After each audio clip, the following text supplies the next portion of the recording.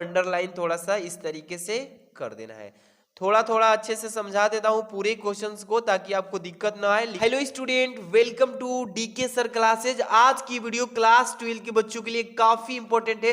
देख सकते हैं ये इंग्लिश का मॉडल पेपर जो 2024 के बच्चों के लिए यूपी बोर्ड ने जारी किया है, इसी के थ्रू बताएंगे कि बोर्ड एग्जाम में इंग्लिश की कॉपी कैसे लिखेंगे। देख रहे हैं ना, किस पेन का यूज करेंगे जो बेस्ट होगा 2024 के बच्चों के लिए। आप इंग्लिश में 95 नंबर ला सकते हैं, तो आज की इस वीडियो को पूरा देखिएगा। आप देख रहे हैं ना, ये बी कॉपी है, ये थोड़ी फटी हुई है, मेरे पास ओल्ड कॉपी है, इसी पे आपको बताऊंगा। तो आज की इस वीडियो को पूरा देखिएगा। वीडियो को लाइक कर देना है, चैनल पे नए हैं तो सब्सक्राइब करके बेल आइकन प्रेस करिए। कैसे क्वेश्चन लिखना है, क्या क्या इसमें अच्छे से तरीका अपनाएंगे, एक भी नंबर नहीं कटेगा। तो सबसे पहले ये आप देख रहे हैं ना, इंग्लिश क्लास 12 जो 2024 का मॉडल पेपर, इसको आप पढ़ करके 95% अचीव कर सकते हैं। इसी के तरह आपका भी पेपर आएगा 2024 का।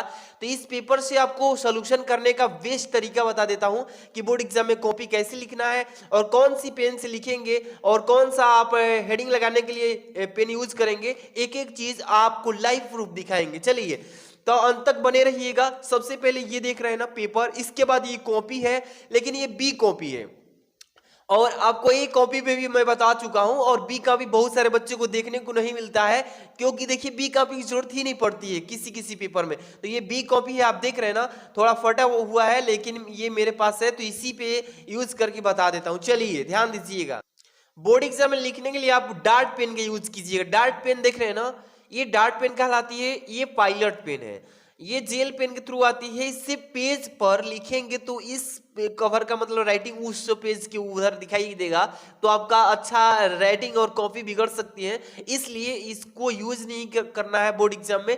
और आपको ये जो है कौन सा पेन से या स्केच से हेडिंग डालेंगे, तो लाइव प्रूफ देख लीजिए कि पेज का क्या मतलब कि परफॉर्मेंस रहता है। चलिए सबसे पहले आपको बता दूं, ये कॉपी है, इस पर तो भरना आप सभी बच्चे जान ही चुके हैं कि कैसे नाम, रोल नंबर, ये सभी चीजें भरना होता है।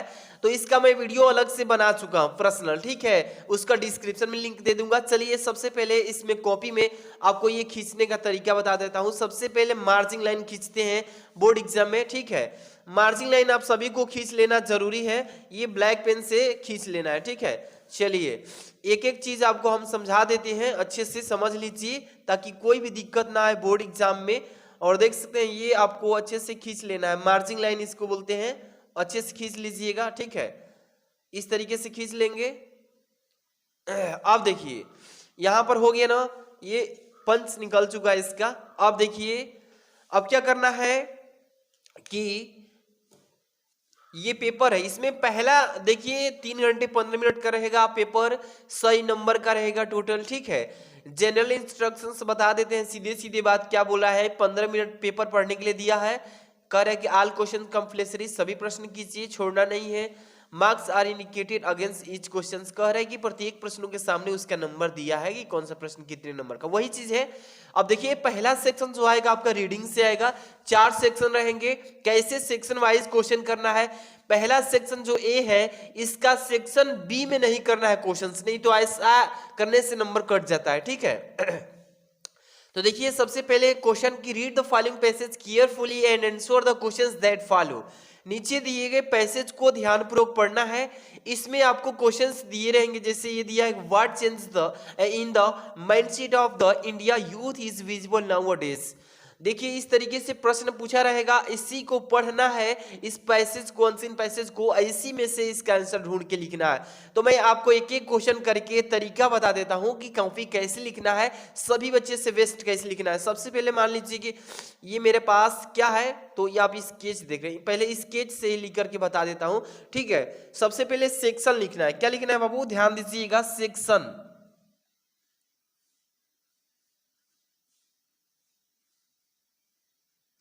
सेक्शन ऐसे लिख लेंगे, इसके बाद लिखेंगे ए। सेक्शन ए कर रहे हैं ना, सेक्शन ए जो है किस चीज से है, तो रीडिंग से है।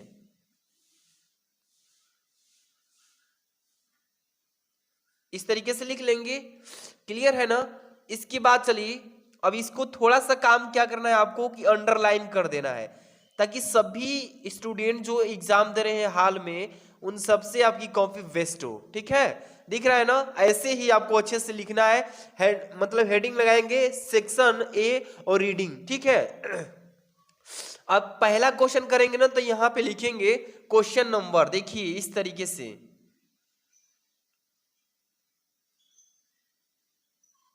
क्वेश्चन ऐसे लिखेंगे, फिर नंबर डाल के इस तरीके से, एक नंबर है, एक नंबर कॉमा लगा देना है। अब यहाँ पे आंसर लिख दीजिए इस तरीके से, ANS डाल दीजिएगा और अंडरलाइन थोड़ा सा इस तरीके से कर देना है।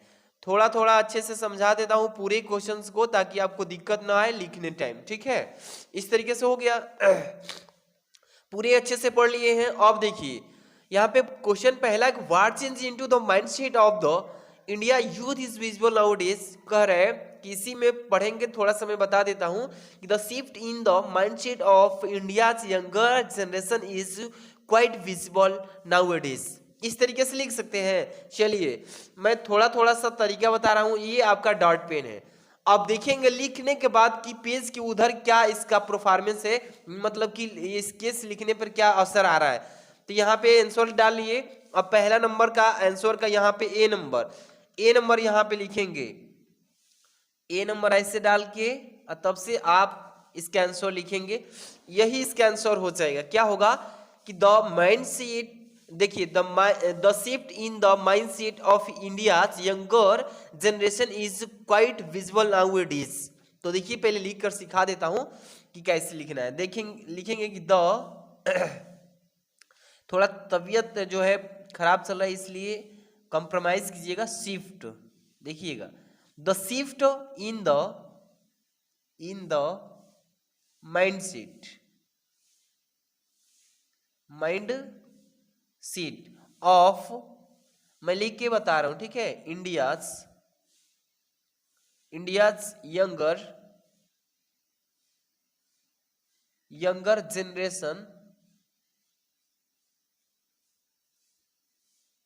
जनरेशन, ये पुरानी कॉपी है इसलिए थोड़ा अच्छा नहीं राइटिंग बन पा रहा है। जनरेशन इज लिखेंगे, इज क्वाइट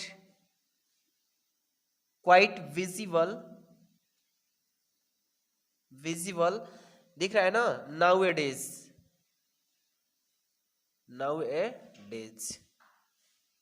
फुल स्टॉप। इस तरीके से आपको इसमें जितने भी मतलब अनसीन पैसेज में क्वेश्चन दिया रहेगा, तो यहाँ पे बी नंबर दिया, what is the conflict between the parents and children. तो इसको पूरा अच्छे से जब पढ़ेंगे ना, तो आपको इसी में इसका आंसर दिया है। देखिए यहाँ से पढ़िए, they are turning from oblight to rebels young adult, यहाँ से इसके छोड़ दीजिए, यहाँ से कि it is an alarming note and all the same parents say what wrong with our children. इसका प्रश्न का उत्तर यहाँ पे लिखेंगे, तो आपको सिर्फ क्या कर देना है, यहाँ पे बी नंबर, ठीक है। इसी तरीके से इसमें पूरा लिख लेंगे।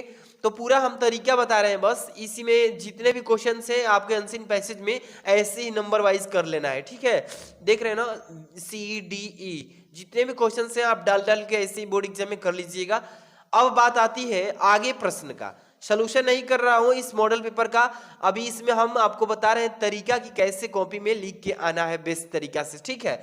अब सेक्शन बी है, तो इसको कैसे हेडिंग डालना है। अगर हेडिंग डालने का तरीका गलत है तो आप इसमें नंबर कम मतलब कि अचीव कर पाएंगे। देखिए इसमें लिखेंगे यहाँ पे सपोज दैट कि सेक्शन, हर एक जगह सेक्शन आपको लिखना होगा जहां जहां चेंज कर रहे हैं, ठीक है। सेक्शन ऐसे लिख लीजिएगा। सेक्शन क्या है, तो ये बी है, सेक्शन बी है। और ये किस चीज से है, तो राइटिंग से आता है, अभी दिखा रहे, ठीक है। सेक्शन जो बी है क्या है, राइटिंग से है। और इसको थोड़ा सा अंडरलाइन कर देना है आप सभी को, ताकि आपकी जो कॉपी है सभी बच्चों से अच्छी दिखे, है ना। देखिए सेक्शन बी राइटिंग यही है ना। अब देखिए इसमें तीन क्या लिखा है कि right an article on any one of the following topics in about 100 to 150 words, 10 number का है, ठीक है। कह रहा है कि नीचे तीन आपके टॉपिक दिए हैं आर्टिकल का, किसी एक टॉपिक पे आप आर्टिकल लिखिए जो कि 100 शब्दों से लेके 150 शब्दों के बीच का होना चाहिए, ठीक है।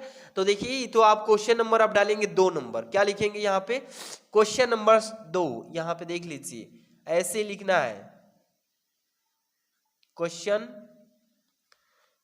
नंबर यहाँ पे लिख लीजिएगा यहाँ पे 2, देखिए ये वाला डैश नहीं देना है, गलती से लग गया 2, और यहाँ पे कॉमा लगा के आंसर लगा दीजिएगा। ठीक है, इस तरीके से यही बेस्ट तरीका है जो मैं बताने जा रहा हूँ आज की इस वीडियो में। एक एक चीज आप अच्छे से समझ लीजिए।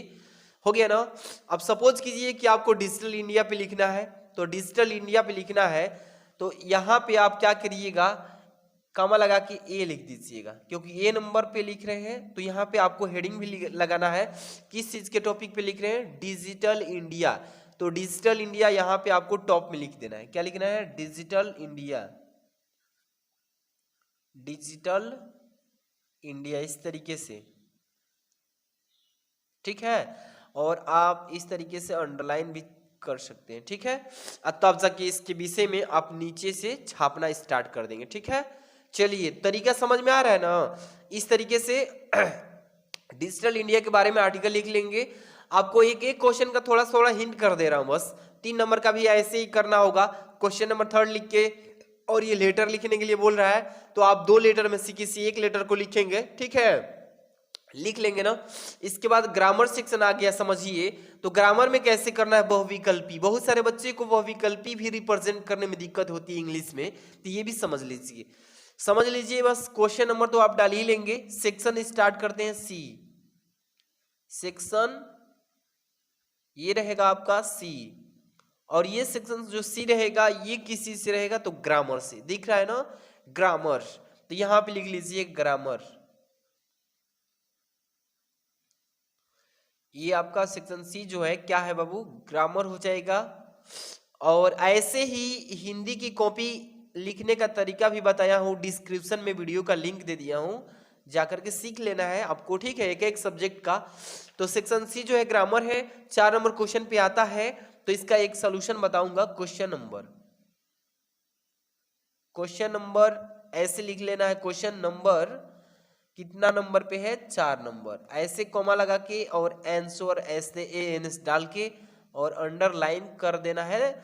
और देखिए बोर्ड एग्जाम में तो आपको थोड़ा कम टाइम मिलेगा, मतलब कि ज्यादा टाइम नहीं मिलता है, तो पहले से हैबिट बनाना पड़ेगा ऐसे क्वेश्चन आंसर डालने के लिए। ठीक है, देखिए इसमें पहला है कि the absence of government in a country is called, जिस मतलब कि देश में सरकार की अनुपस्थिति होती है, जहां सरकार की अनुपस्थिति होती है वहां क्या बोला जाता है, तो मोनार्ची बोला जाता है, अनार्ची बोला जाता है, पैट्रियोर्ची बोला जाता है, मैट्रियार्ची बोला जाता है। तो उसको क्या बोलते हैं, एनर्ची बोलते हैं। तो यहाँ पे देखिए, ये मान लीजिए कि 3 लिखा, 1 नंबर ऑप्शन, 2 3 नंबर, 1 2 यहाँ पे कर दिया है 3 नंबर, तो 3 नंबर सही है। तो सपोज यहाँ पे 3 नंबर सही है, तो यहाँ पे लिख देंगे 3 इस तरीके से।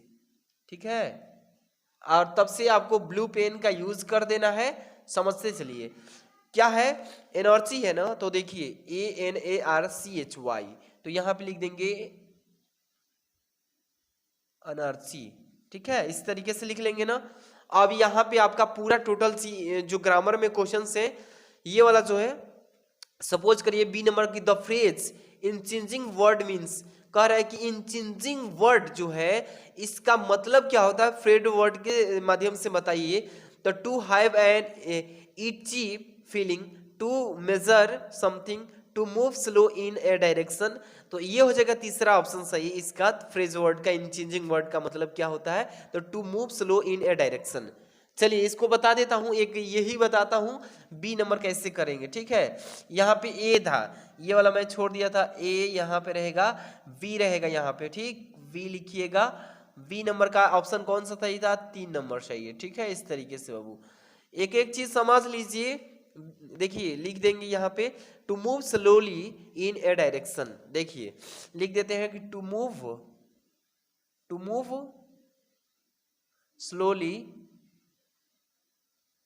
स्लोली के बाद क्या है, इन ए डायरेक्शन,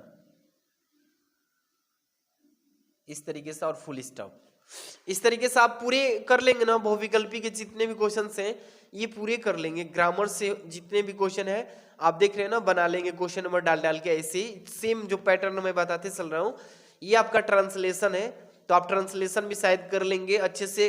क्वेश्चन नंबर डाल के ट्रांसलेट इनटू, ये इंग्लिश लिखा है तो ऐसे लिख दीजिए ट्रांसलेट इनटू इंग्लिश, इसको हिंदी में दिया है तो कन्वर्ट कर देना है इंग्लिश में अच्छे से।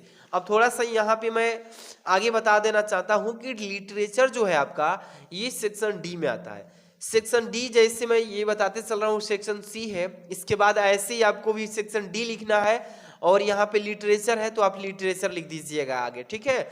और क्वेश्चन नंबर जो 7 पे आता है तो ऐसे ही क्वेश्चन नंबर 7 लिख के और कमा लगा के आंसर लिख दीजिएगा। इसमें ए नंबर करेंगे तो ए नंबर वाला या बी नंबर वाला करेंगे तो बी नंबर वाला, ऐसे ही आपको डाल के इसका आंसर आपको पूरा अच्छे से 8 नंबर चाहे हो या इसमें 9 नंबर हो, आप अच्छे से क्वेश्चन नंबर डालना सीख गए हैं ना। अच्छे से आप सेंट्रल आइडिया भी लिखना होगा तो आप देख ही पा रहे हैं कि सेंट्रल आइडिया कैसे लिखिएगा।